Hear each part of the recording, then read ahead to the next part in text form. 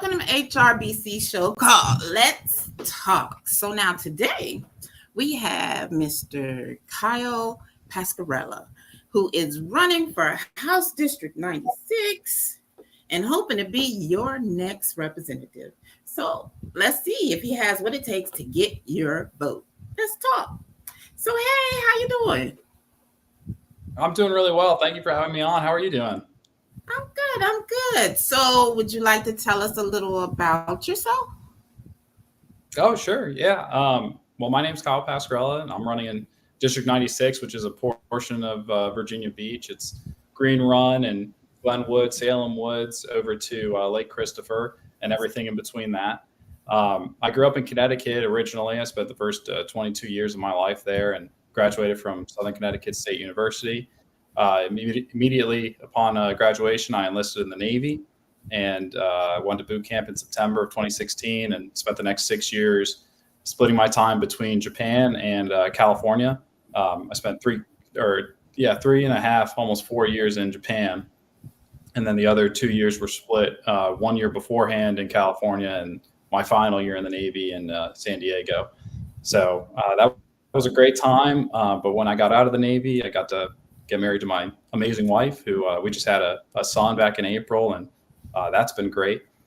But when I got out, we were in California. We didn't know where we wanted to go. We knew we didn't want to stay in California, and she was blessed enough to get orders to come to Virginia Beach, and I was blessed enough to be able to transfer my law school transcripts over into Regent University and finish up there, which I just did in May, and now I'm studying for the bar at the end of July.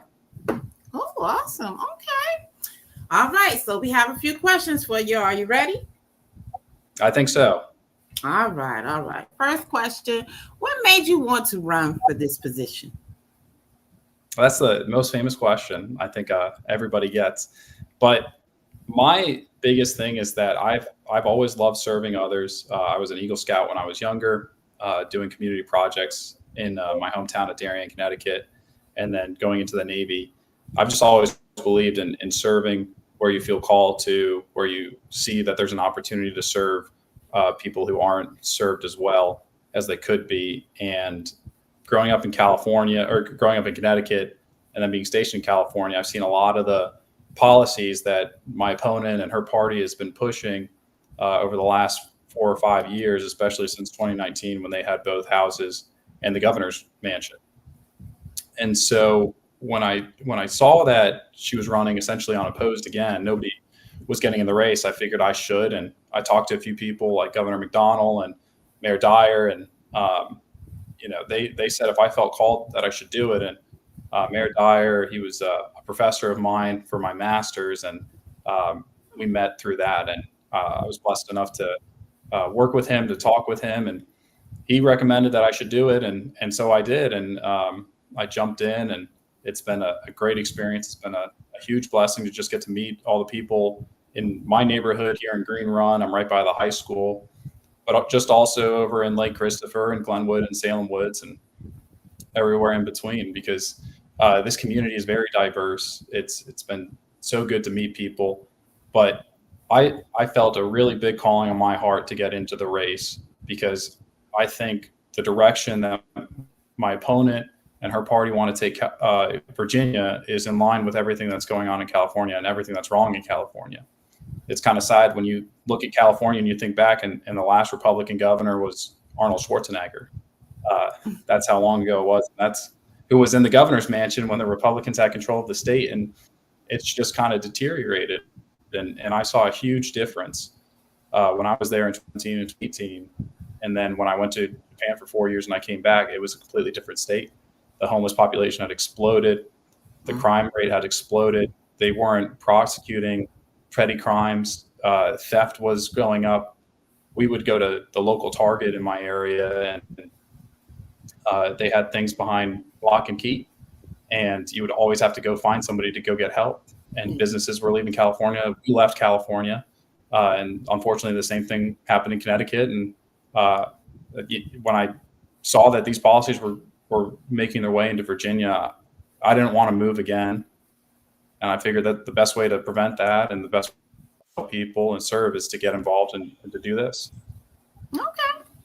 All right. So currently, Virginians are hit the most by the government cutbacks. What are your thoughts on how to help them in this trying time? Yeah. My wife is in the Navy. I have a lot of friends who are either contractors out in California or here in Virginia, who, and I've talked to a lot of people and constituents who are concerned about the cuts. One of the things I've noticed over the last 6 months since the Trump administration came in is that Governor Youngkin started a thing called VirginiaHasJobs.com. I don't know. Have you heard of that by chance? No.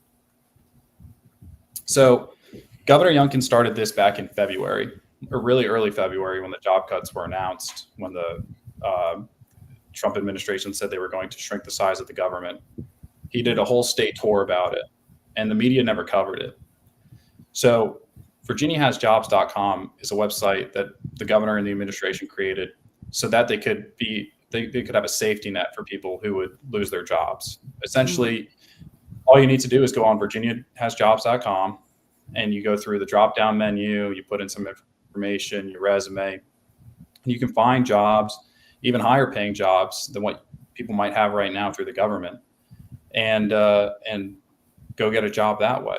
And so that's one of the things that the Republican Party and I'm trying to promote when people bring that up is there's a resource out there that people aren't talking about. It's a great resource. When the governor started it, it had 250,000 open jobs. Now it's down to 230,000. The amount of people who have lost their jobs in Virginia from the federal government isn't that high. It's not 20,000 people. So regular everyday Virginians have found this website and they've used it to go get better paying jobs, and the media is not talking about it, and people aren't talking about it. And so it's up to people like me when I go door knocking to talk to people about it. So we have that there, and that's a great safety net that the governor's put in place that we need to continue and make sure that people understand that there's a safety net out there and that they can go find a higher paying job, whether they're in the federal government or not. Okay. All right. So our unemployment system could really use an overhaul. So I was once unemployed. I attempted to use the online system, but it said I already had a password. And when I tried to reset the password, the number they gave me, no one ever answered. So I had to go into the office, and at the office, they say you got to schedule an appointment just to use their phone, just so I could reset my password. So I couldn't get an appointment till about 2 weeks out. And, I'm retired military, so thank goodness I already had a couple checks. But imagine if this was all I had to get me by till I got to my next job. Now, would you be willing to look into this system and make it user-friendly and better for Virginians? Yeah, I think a lot of the infrastructure, especially the welfare infrastructure, is outdated. It was outdated when it came into being, and it's been outdated ever since. So that's an area that we should look at reinvesting into to make sure that people can get welfare benefits better, that the numbers are actually staffed and resourced, and you're not getting a dial tone and an empty voicemail. And the biggest thing is making sure that people have the ability who are on welfare to get back on their feet. Welfare is really there to be a safety net and to catch you. It's not a trampoline where you can, you get pushed off and then you jump back up to where you are. It's there to catch you and to help you get back on your feet so that you can keep climbing the ladder. And that's all part of the American dream, is just being able to prosper and to go find a job and to provide for your family. So if we can improve it in some way, and I'm more than happy to look at it with other legislators, with other administrators and bureaucrats, and find a way to make it better so that everyday people who need to use it are getting the resources they need so they can get back on their feet and become more prosperous and participate in the American dream. Okay. So it seems like the price of everything seems to be going up. Would you be in favor of a bill that lessen the burden of taxes on our 65 and older group who have retired and are not getting um, higher paying jobs. They're on that fixed income. Could Yeah, help them out? absolutely. I think there's so many ways that we can help people out, and I think we can really get there before the people hit 65. That's a huge block of people that we need to protect. If you're getting on fixed income, the government has made this deal with the everyday American that you work until you're 65, you can start pulling that retirement, and you can go enjoy the rest of your life. And so if you have to pay taxes on that, if you have to pay taxes on your property, we're not honoring that because Social Security it doesn't provide enough. And if you're on a retirement check, you're trying to make sure that it lasts as long as you last, but also maybe a little bit left so that you can pass it along to your kids. So bringing down income taxes, bringing down property taxes, those are all big priorities. Right now, in Virginia Beach, at least, 30% of the 90 cents that people are paying on their on their property taxes is due to unfunded mandates from the state. So either these people are so crucial that they need to be fully funded by the state, or they're not, and they should be cut. And I'm pretty sure they're in the latter category because I'm pretty sure the state would fund them if they were that essential. So if we can bring down people's property taxes by 20, 30% just by making sure that these unfunded mandates are either funded or they're cut, then I think that's the easiest way to do it.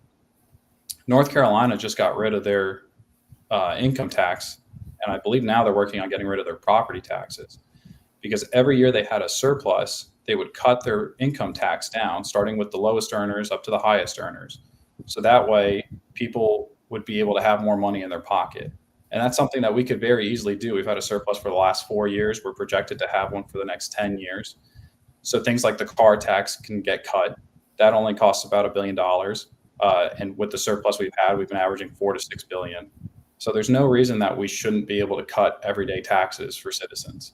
Or I'm sorry, not everyday taxes. Hopefully you're not paying your car tax every day. And if you are, you should probably call somebody and make sure that you're not paying it and you get a refund.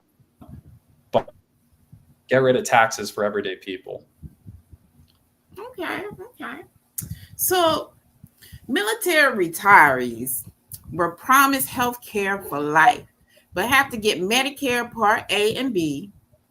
Would you be willing to advocate for us to stop making retirees 65 and above pay for Medicare and ambulance usage to be added to TRICARE for life? Yeah, those are costs that the everyday person, especially when you're retired, shouldn't be worried about. And so if it costs a little bit more out of the surplus that we've had for the last 4 years, to make sure that 65 and older aren't paying for ambulance costs, or military retirees aren't paying for their Medicare or Medicaid, then so be it. We have that money for a reason. As much as we should return it to the people, and we really should, and we should start doing that through cutting tax.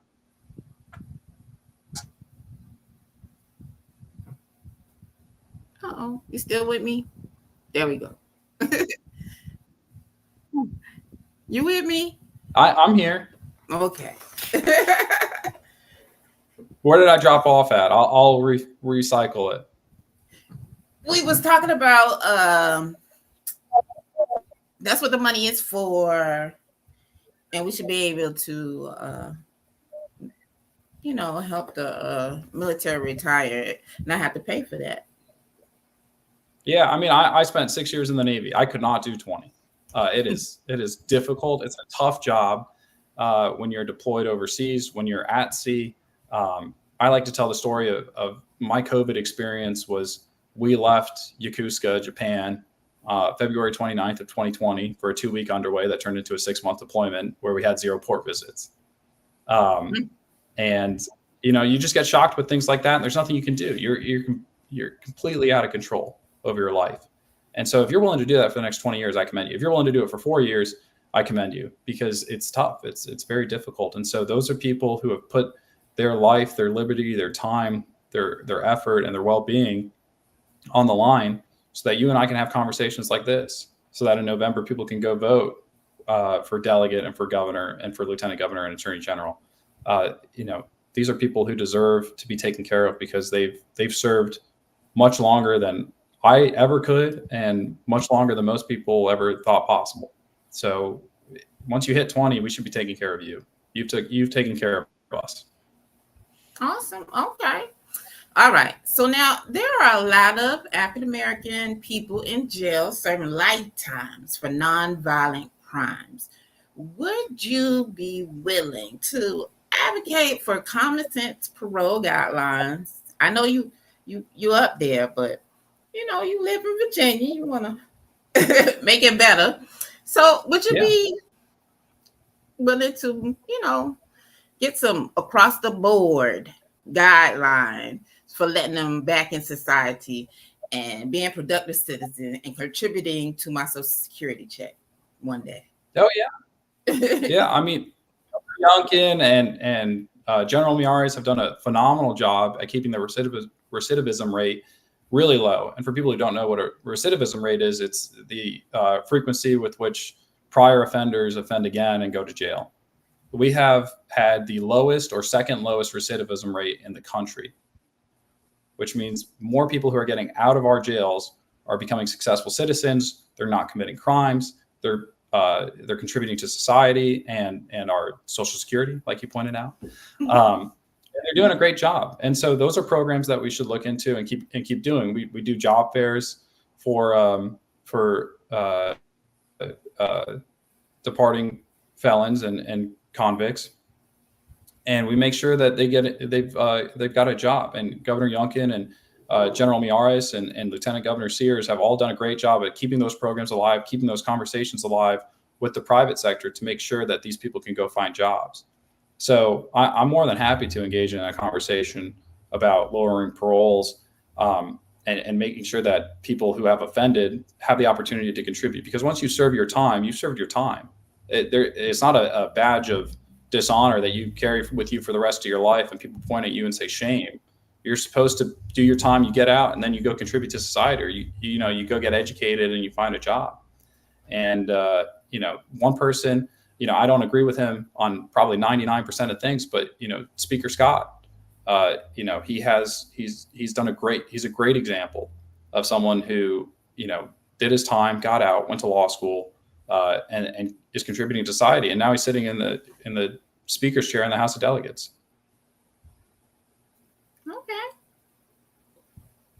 All righty. So your site says, let's go to the extra mile together. What does that mean to you? Yeah, well, it rhymes with my name. Vote for Kyle. Let's go the extra mile. That was the initial reason behind it. Something catchy that would catch people and get my name stuck in their head. But there's a biblical and a figurative aspect of it. Jesus throughout his missions always talked about going the extra mile. When somebody tells you to go 1 mile, go with them 2. And so I think that's the kind of servant leadership people in the House of Delegates and the Senate and the governor's mansion need to have, is whether you're Christian or not, you should be looking to go the extra mile for your constituents, for Virginia overall, and make sure that people are being taken care of, that you're spending the time with constituents to hear what their issues are, what their concerns are. If you vote on something and people disagree with you, then you should have a forum to talk about it and explain your reasoning and let people explain their reasoning about why they think you shouldn't have voted. And sometimes they get nasty and sometimes people call you names, but that's part of the job.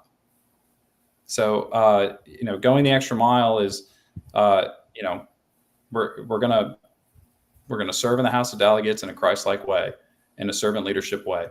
And we're also going to make sure that our constituents are taken care of, that if they have questions, we're available for them.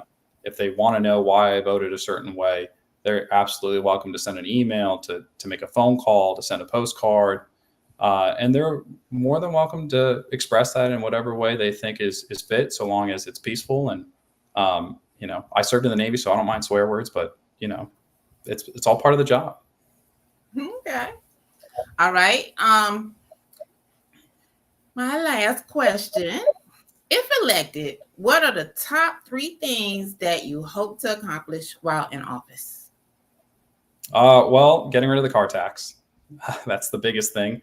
And the car tax, It should have been gone 30 years ago with Governor Gilmore. It should have been gone last year, and the Democratic Party shut it down and proposed a tax increase.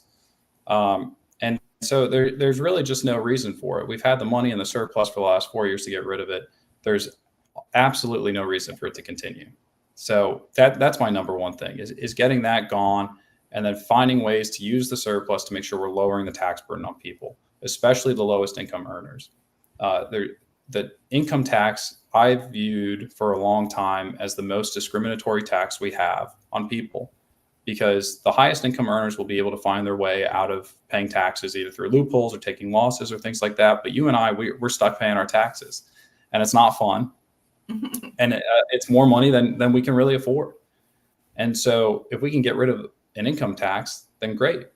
Several states have done it. There's a trend going towards getting rid of it. So let's get on that trend and let's start doing it, especially with the lowest income earners.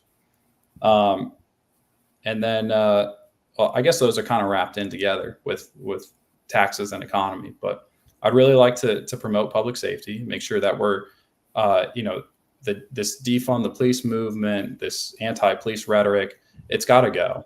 We need our police officers. We need to get behind them. We need to make sure that they're well trained and they're well capable. And you can't let a few bad eggs spoil the bunch. You got to hold those bad eggs accountable. And we've seen it consistently in other states and in our own, where police officers are removed if they're not serving the way that they should, because it is a job of service. So we need to get behind those who do a good job, make sure that the money is there to give them a good paying salary, make sure that they're getting trained well so that they know how to handle situations, and make sure that they understand that we appreciate the effort they're putting in and the time they're putting in to make sure the Commonwealth and Virginia Beach is a very safe place to live. Virginia Beach has been rated the safest place to live on the East Coast for the city of its size. And it's not because we're defunding the police. It's because we're behind them and we believe in them and the sheriff's department or sheriff's office, and we're supporting them.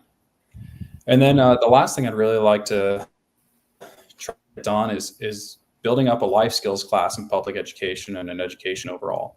And by life skills, I mean making sure that people are financially literate, making sure that they understand the importance of voting. But because those are the two biggest things, I think that's been a problem in my generation and the generation that's coming is people aren't voting in the frequency that they should. My district is probably the lowest turnout district in the Commonwealth, whether it's a presidential, a governor's race, just the House and Senate, or either federal or state. It's probably close to 30, maybe 40% at most. So voting is crucial, because 60 to 70% of the people in the district are not voting for the delegate that's representing them. They're not voting for the congresswoman that's representing them. They're not voting for the governor that's going to represent them later this year. And staying home and saying that, the lesser of two evils, whatever, that's too negative of a view to take when it comes to what is our public right and our public ability and really our civic duty.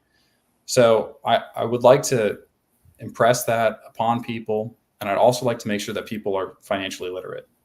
I think, and maybe you can testify to this as well, when you leave high school, you have no idea what a loan is. You can do some multiplications to figure out how much your interest is and how long it'll take to pay it down. But at the end of the day, most people don't understand taxes. Most people don't understand loans. Most people don't understand, that if you don't pay enough in your taxes, you're going to have to pay more, and you need to tuck money away in order to do that. You're not guaranteed a refund every year. So we need to do a better job of making sure that people are financially literate when they leave high school, because a lot of people are going into blue collar jobs, not just straight up to college. And the people that are going off to college are taking 15 and 60% loans when they should try to sit down with these companies and negotiate and get a 9 or 10% loan. So those would be my big things. Those are what I really hope that we can accomplish, whether in the House or, however else I can serve. Okay. Well, those are all the questions that I have for you. I want to thank you again for coming to the show and talking to us. Yeah, thank you for having me. And we wish you good luck. Bye. Thank you. All right. Bye.